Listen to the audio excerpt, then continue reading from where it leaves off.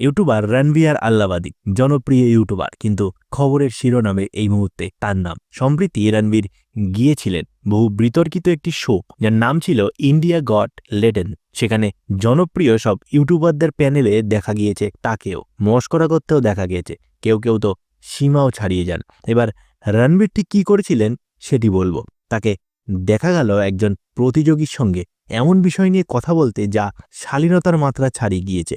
এক প্রতিযোগীকে তিনি উত্তেজনার মাথায় বলে বসেন, তুমি কি তোমার বাবা মায়ের যৌন মিলনের সময় চোখে দেখতে চাও, নাকি প্রথম দিনে সেই মিলনের অংশ নিয়ে বাকি সবটা শেষ করে দিতে চাও একদিনে? এই রকমের একটি প্রশ্ন করে বসে। পরবর্তীতে ওই প্রতিযোগীকে ফের রণবীর জিজ্ঞেস করেন তার যৌনাঙ্গের আয়তন বা সাইজ কত।